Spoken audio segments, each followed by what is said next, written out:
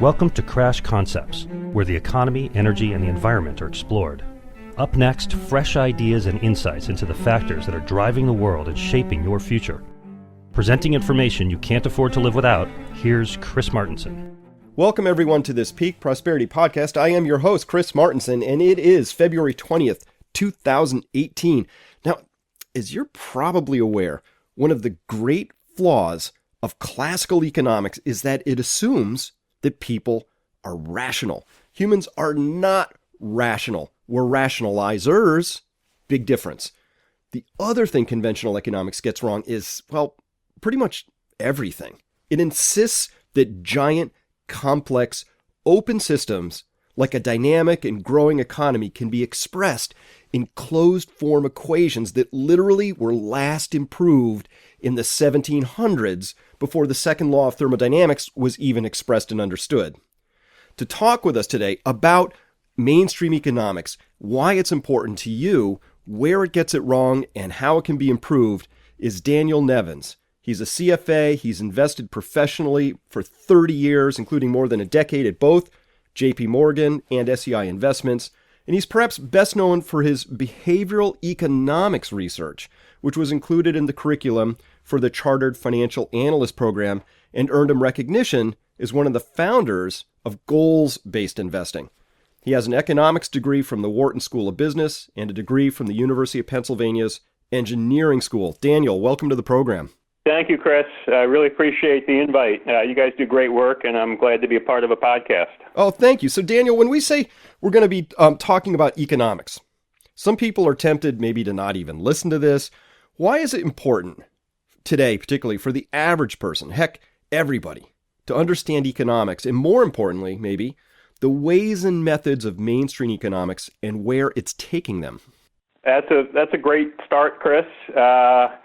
And it really leads into where I started my book, because if you think about the way that mainstream economists approach the economy, you think about the kind of things that can happen in the economy that affect people, the bad things that happen, recessions, depressions, various types of crises, financial crises, fiscal crises.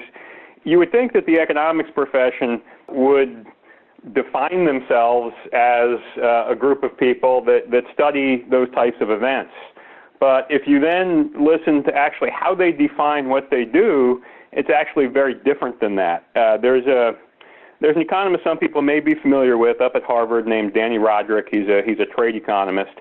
He wrote a book 2 years ago, I believe, called Economic Rules. It was intended to be a guideline for how economists could conduct their work and how they define themselves. And if you pick up that book and read through it, you'll see all the way through it, he defines the role of an economist as being to manage a collection of models. That's what he says economics is, and that's really what the profession says economics is. And it's not just a collection of models, it's a collection of what we would call equilibrium models. Mathematical models, all of these models start with a system of equations, a system of mathematical equations, and the presumption that you can describe the economy as a system that's always converging towards this notion of a perfect equilibrium, something where the economy is always at full employment and everything is hunky-dory. But in fact, we know that the economy is far from perfect, and until you understand that the economics profession is really not doing anything like what I would say they should be doing, studying these things that go wrong, the recessions and depressions and crises, you might not realize that we shouldn't really be relying on mainstream economists to tell us how policies should be crafted, to tell us what risks might be out there. We need a different approach. That's really the premise behind the book that I've written, is that there is a better way to think about the economy that doesn't begin with my job as an economist is to sketch out systems of mathematical equations and solve them. There's a way of thinking about the economy that actually looks at the real things that can happen, the real things that can go wrong, and the risks that we should be watching. Now, there's a couple ways I want to approach this, because this is important. I mean, this is why I think the average person needs to understand this, is that the economists are really making very, very large decisions about where things are going to go. In some cases, my view, Daniel, they're kind of binary. Either they get it right or they get it wrong. If they get it wrong, it could be spectacularly wrong, such as with the giant quantitative easing programs, which are as much a monetary experiment as a sociological experiment being conducted by people who are running these crazy closed form economic models. And a book that really caught me was called The Origin of Wealth by Eric Beinhocker. And in there, he's talking about economics. He's talking about how at a Santa Fe Institute meeting where they had physicists, all Nobel Prize winners or heavy duty prize winners from all the big heavy industries out there, physics, chemistry, economics, all that, all the hard scientists were shocked to discover that the economists were still running these closed form equations, like you said, that seek to describe the world as if it has an equilibrium point. If we just tweak a couple things, you know what's going to happen? Well, we're going to hit this thing called an equilibrium point, but no such thing actually exists. Yet the way you start your book, chapter 1, is with a quote that says, "There's no one left in economics to argue that the emperor has no clothes." And then still quoting, economist David Collender, writing about his surveys of economics graduate students in response to a question about what would put them on the fast track. Only 33% of graduate students cited having a thorough knowledge of the economy, whereas 82% cited excellence in mathematics. Now, how is it that economics students today, Daniel, believe that excellence in mathematics is literally by far the most important tool for achieving the fast track? Well, I mean, I think of the economics profession as really a giant special interest group. Generally, special interest groups are typically good for themselves, and they tend to do things that aren't necessarily good for the greater whole, the greater population. So, I think just thinking about human nature, I mean, humans are self-interested beings. It's not surprising, I don't think, that the macro profession evolved the way that it did. Essentially, the macro profession, I gave a talk a couple months ago that I began with an excerpt from a biography of John Maynard Keynes. And most people credit John Maynard Keynes with having founded the discipline of macroeconomics. With his book, The General Theory, published in 1936. And his most prestigious biographer, who's written about 10 books on Keynes, said that when Keynes sat down to write his book, what he was really trying to do was to push a political agenda that he had already been pushing for about 6, 7, 8 years at that time, which was to get the British government to spend more money. He was a big proponent of deficit spending. The British economy was not in good shape at that time. And his biographer pretty much laid it out that, Keynes his editorials and his efforts at lobbying politicians hadn't been successful. So he developed this notion that, okay, I need to develop a new theory.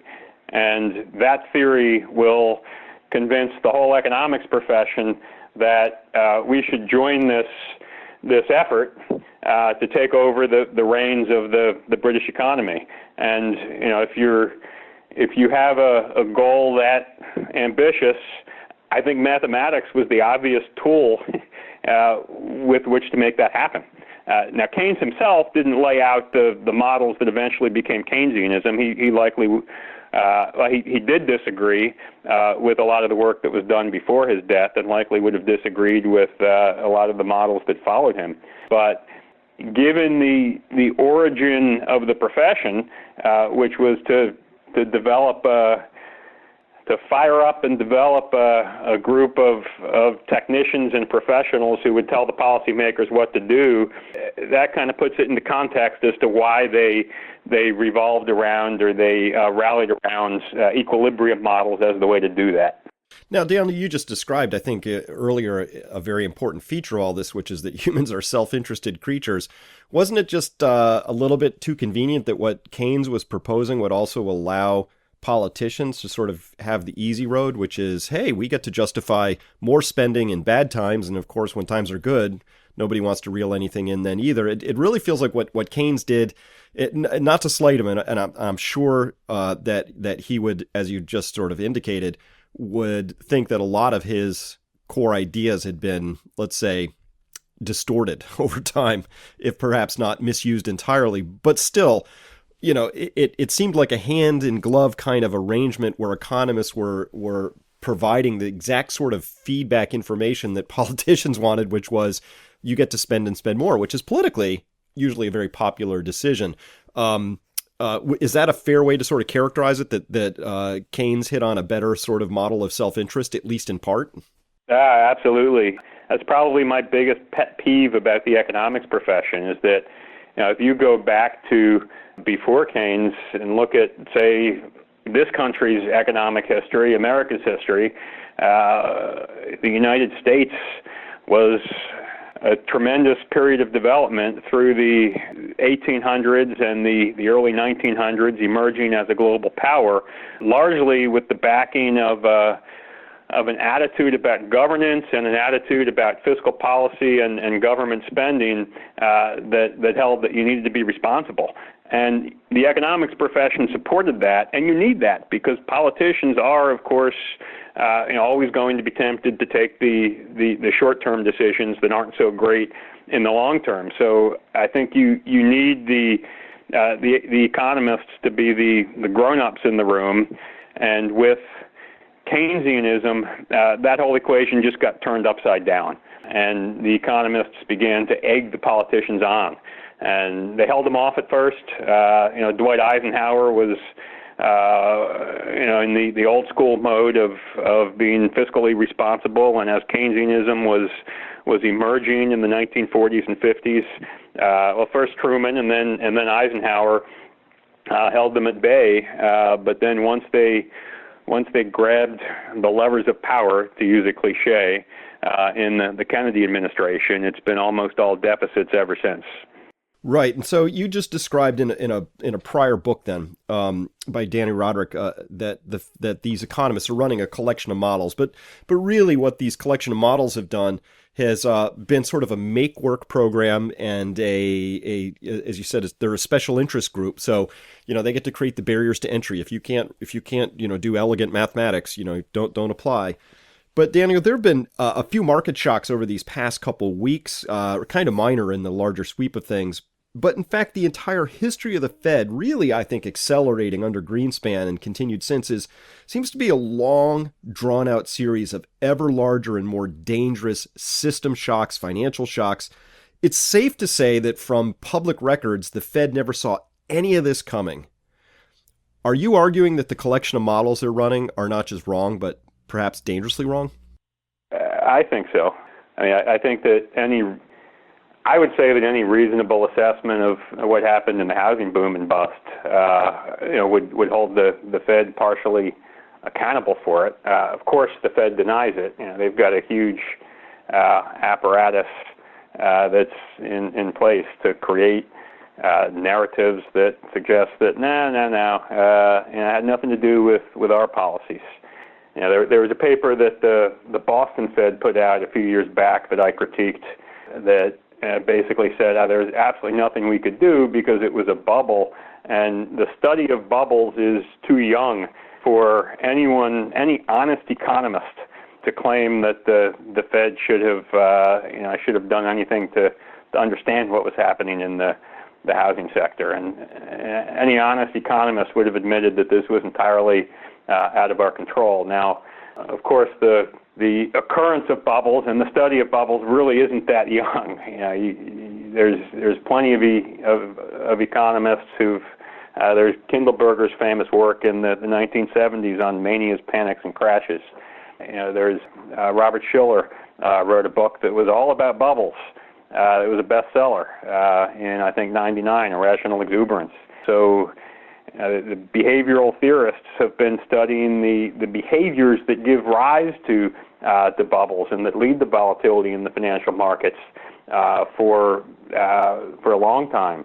But the Fed has stuck to this really, I would say, implausible view that they did nothing wrong. But one of the things I've tried to lay out in the book, it's not the main focus of the book that I wrote. I've tried to make it as nonpartisan as I can, and I'm focused more on how investors and business people might evaluate economic risks in a way that would be better than mainstream economists evaluate them.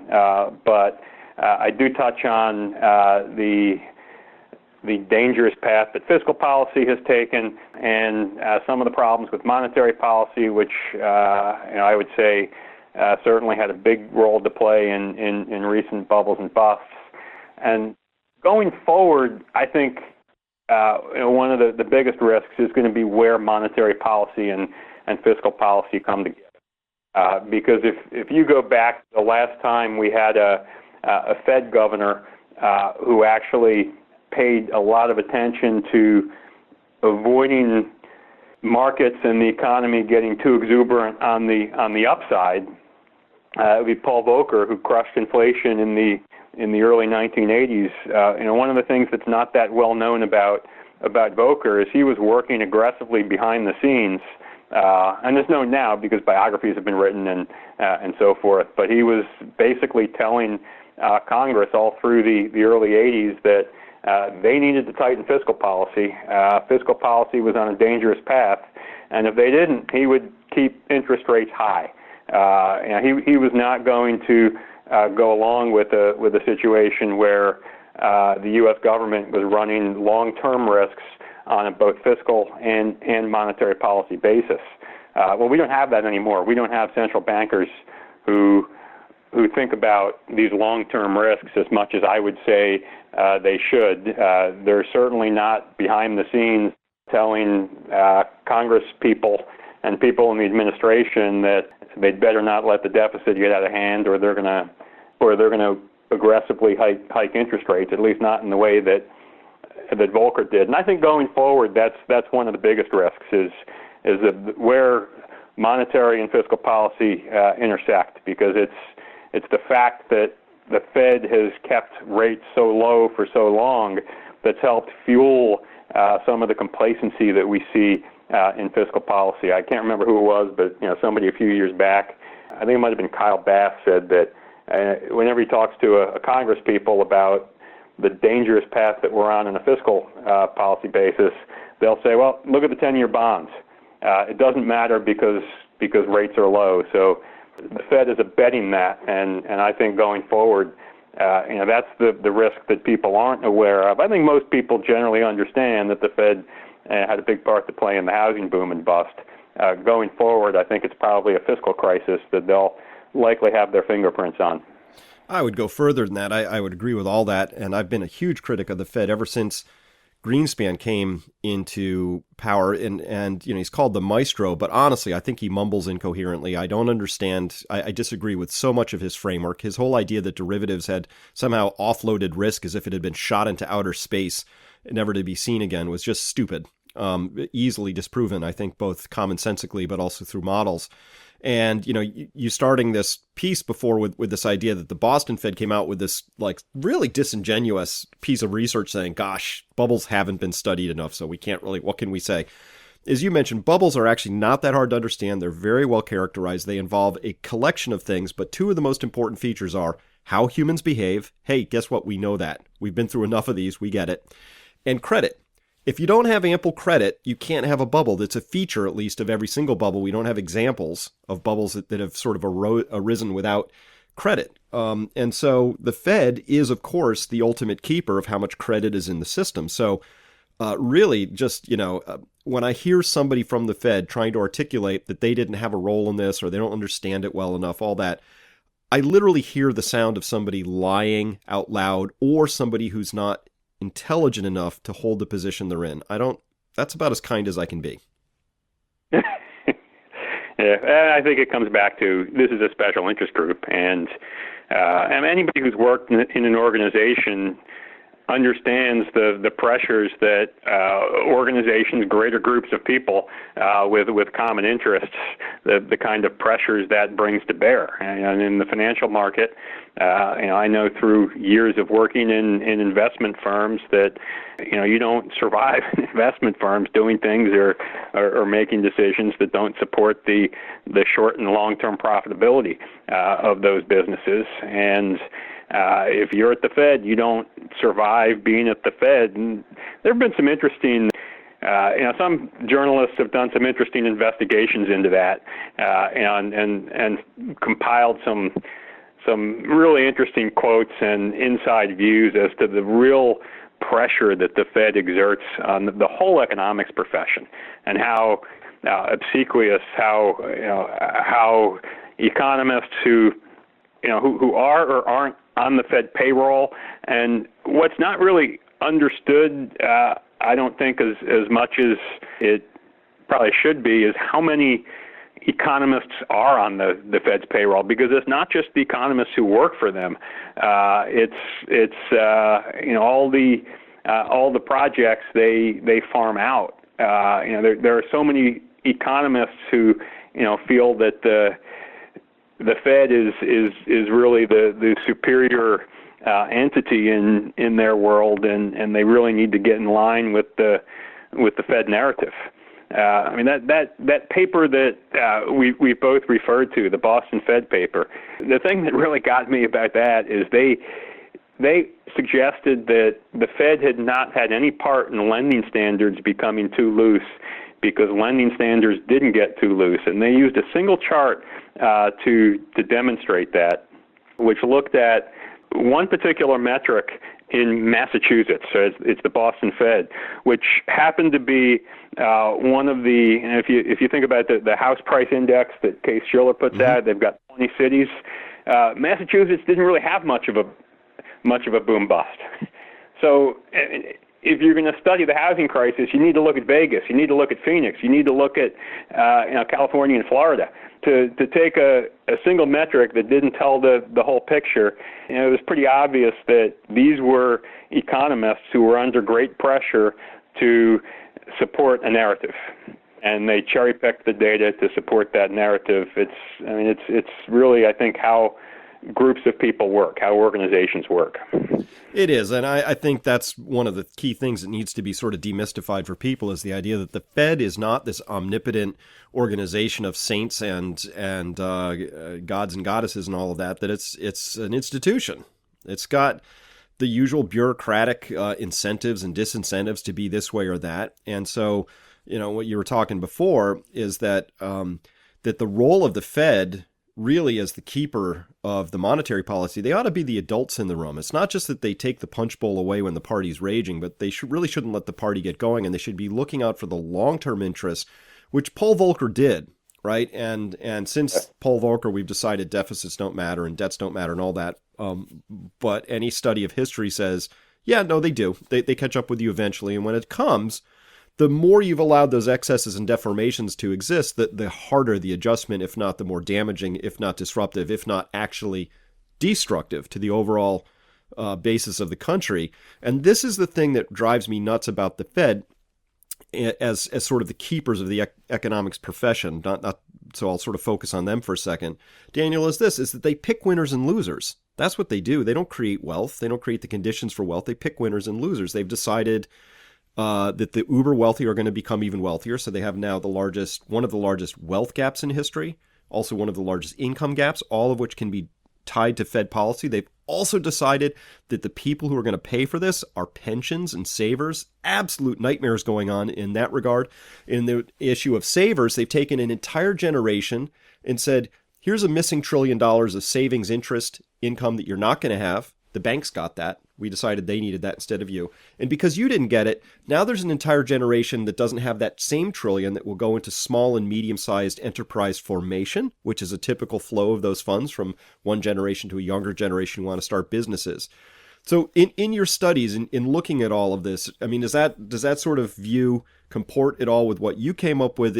And if so, should economics really be in the position of attempting to macro engineer Soviet production quota style, should they be picking the macro winners and losers and generational winners and losers?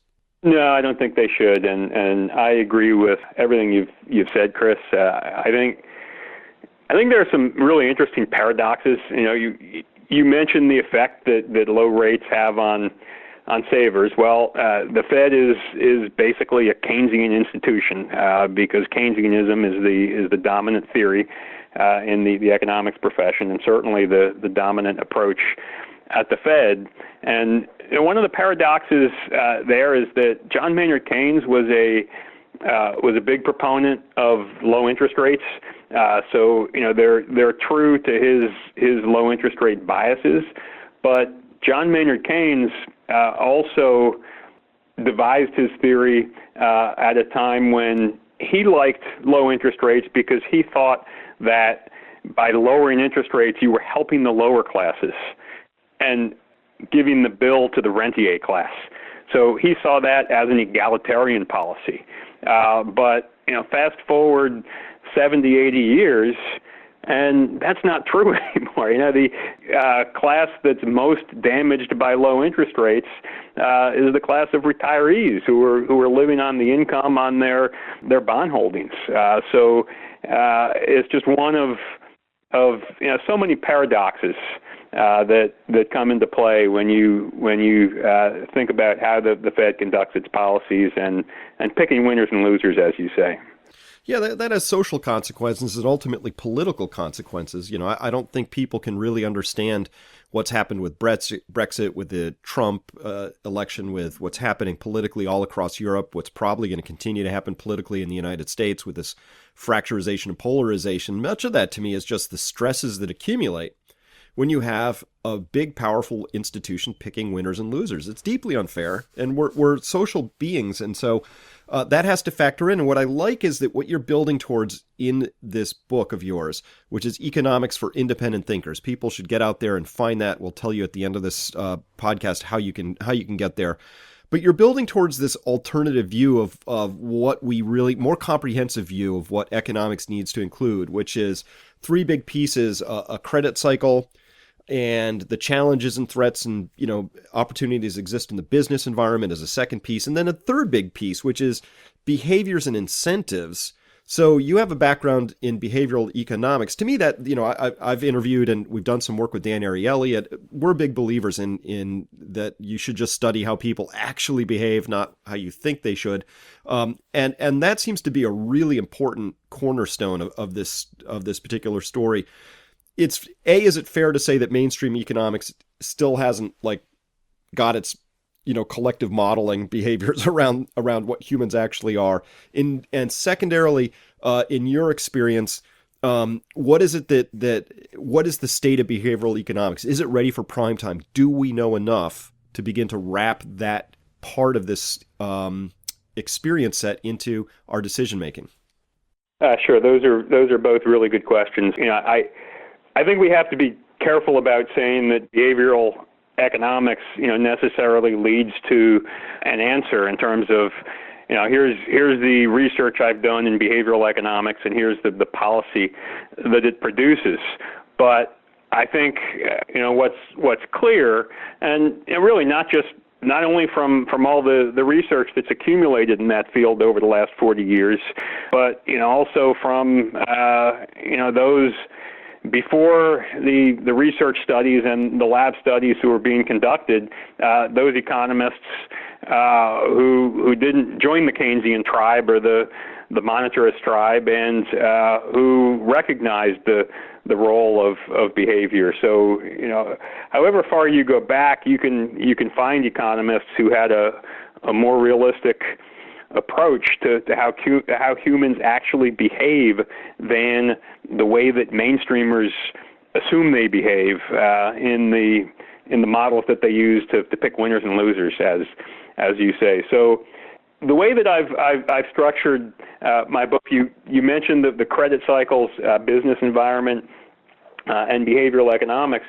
What I've done is to say, okay, we know that the modeling approach, the systems of equations approach, doesn't work. But instead of starting completely from scratch, what can we find in the economics literature that is maybe more realistic? And the interesting thing is that if you look at the work that was done, the state of the profession before the 1930s, before Keynesianism took hold, you can find a lot of work that was quite sensible. And I think where that points is towards this notion that when we think about economic volatility, there are really three things that we need to bring together. One is the behavioral side, and we have to be realistic about the way that people really process information, the way that they truly make decisions. The second has to do with the way businesses operate and all the challenges that businesses face to gain and retain profitability. That's something that economists were intently focused on before Keynesianism, and then it became kind of a sidelight afterwards because all of these models assumed that businesses didn't have any challenge. If you pick apart the standard models that the Fed uses that are taught in PhD programs, they assume that businesses are always profitable. They always sell all of their output instantaneously, and they know exactly what their customers want. Businesses don't struggle.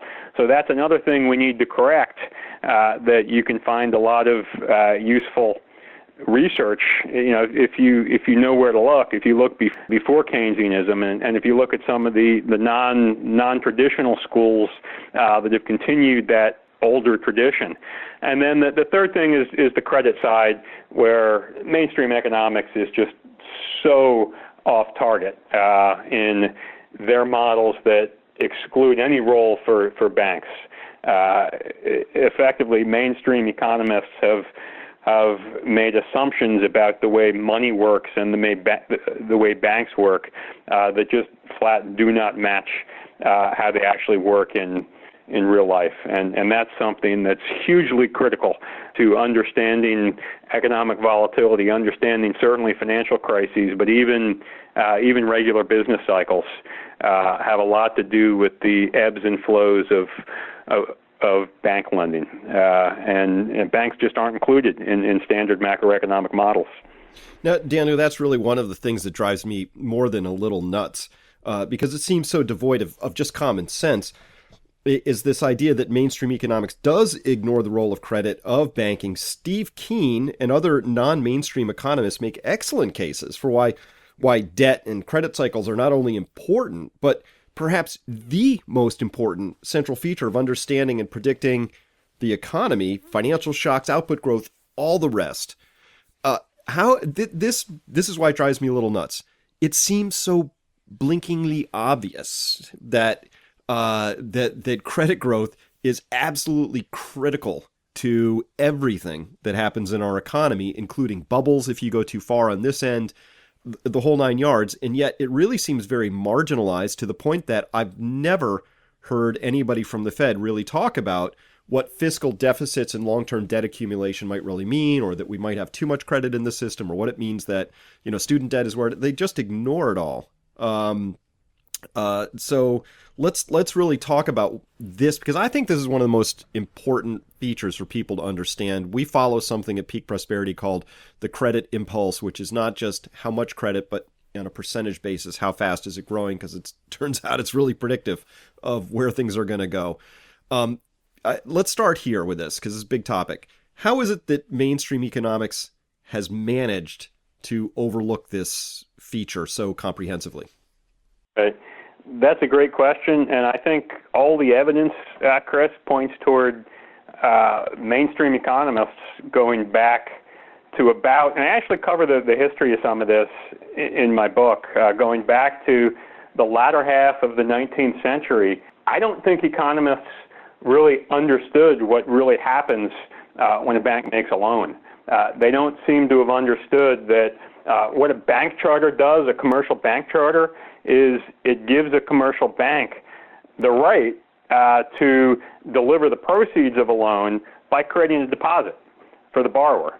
And that's a hugely significant economic thing, because what it means is that banks, commercial banks, can inject purchasing power directly into the economy without requiring any prior saving or any prior income. So a bank loan is different than what would take place if, say, Chris, you were to loan me $1 million, right? If you were to loan me $1 million, you're sacrificing $1 million of your own purchasing power, and I'm gaining $1 million of purchasing power, and the net effect is zero. A bank loan is very different because what the bank charter does is it says that commercial banks can create that money, but that's something that economists seem to have struggled with, and some of the interesting things you can read. One of the old-time economists who was really strong on this is Joseph Schumpeter,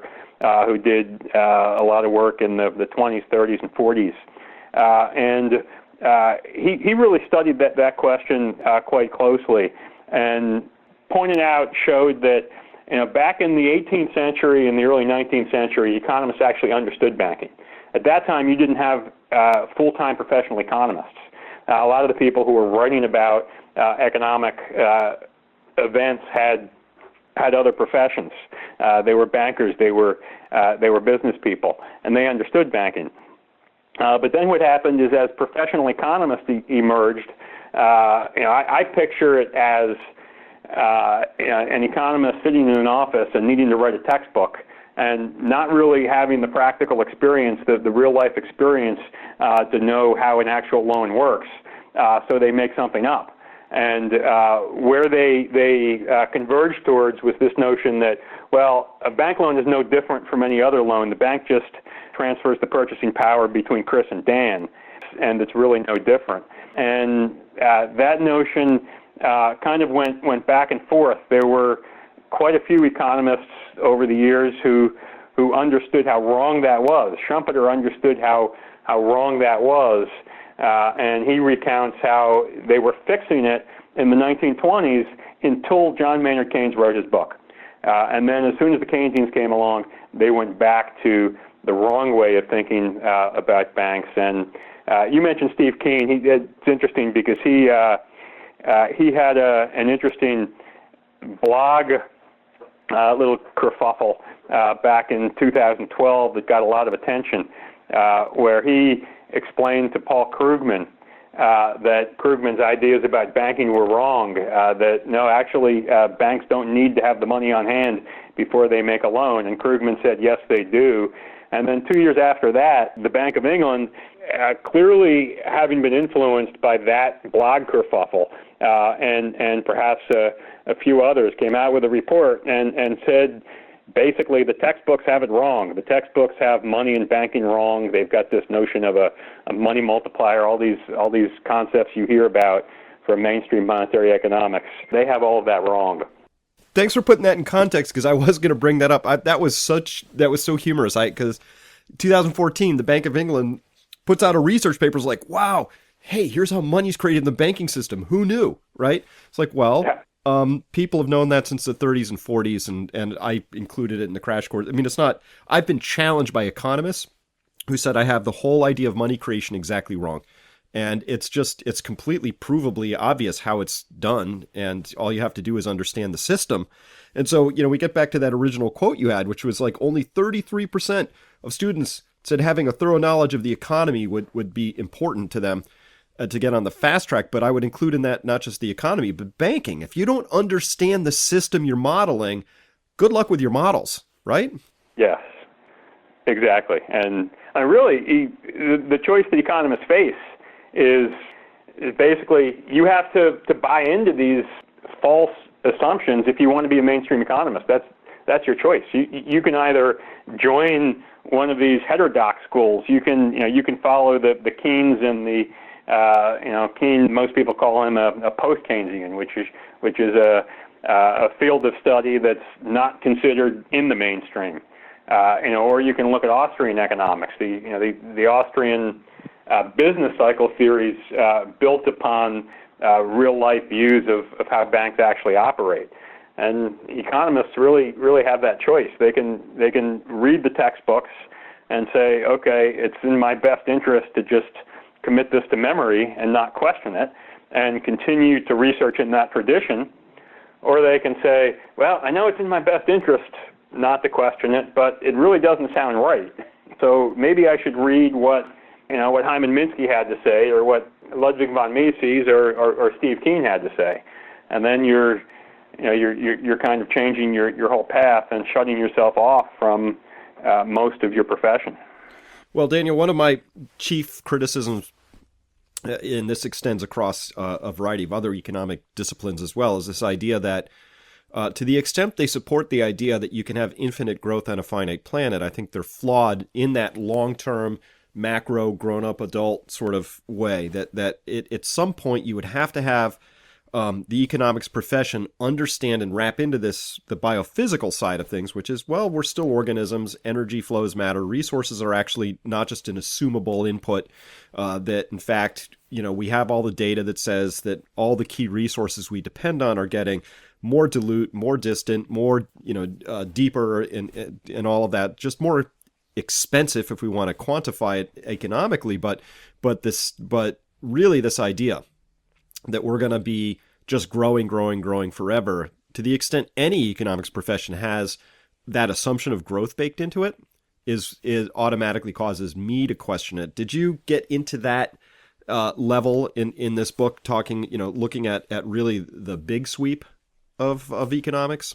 You did a great job on that in the crash course, Chris. Thank you.